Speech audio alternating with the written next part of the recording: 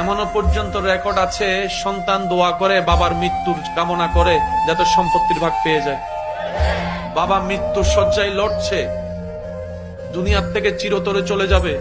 এমন সময় অনেক সন্তান এমনও আছে, জালেম সন্তান বাবার থেকে মার থেকে টিপসই লয়ে পর্যন্ত সম্পত্তি ভাগ নিয়ে ফেলে। বাপ মল্ল বাঁচলো সেটা পর্যন্ত দেখে নাই, মা মল্ল বাঁচলো সেটা পর্যন্ত দেখে না। এবার ভেবে বলুন, টোটাল লাভ লোকসান হিসাব করে সে সম্পত্তি পেয়ে লাভ কি? যে সম্পত্তি পাওয়ার কারণে আমার আপনার সন্তানেরাই এমন দুশ্মন হয়ে যায় যে মা বাবার মৃত্যুকালে শেষ চাওয়ার অন্যতম চাওয়া আমার সন্তানগুলাকে যেন আমি শেষবারের মতো একবার চেহারাটা দেখতে পারি।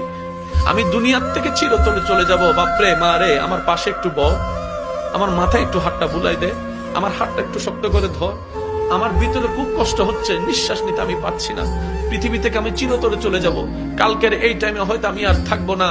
ও আমার বাবা, ও আমার মা, ও আমার সন্তানেরা, কলিজার টুকরা, নিজে না খেয়ে তোদেরকে খাওয়াইছি আমি বাবা, একটা গেঞ্জি দিয়ে 6 মাস কাটিয়েছি, কিন্তু তোদেরকে নতুন নতুন কাপড় পরিয়েছি আমি বারবার, নতুন নতুন কাপড় পরিয়েছি বারবার আমি বাবা, একটা জুতা দিয়ে 6 মাস পার করেছি, 1 বছর পার করেছি, কিন্তু তুই সন্তান যখন নতুন জুতার আশা করেছিলি, আমার পকেটে টাকা ছিল না, কিন্তু তোকে সেই স্বপ্ন পূরণ করার জন্য আমি বাবা ওভারটাইম করা শুরু করেছি, পরিশ্রম বাড়িয়ে দিয়েছি।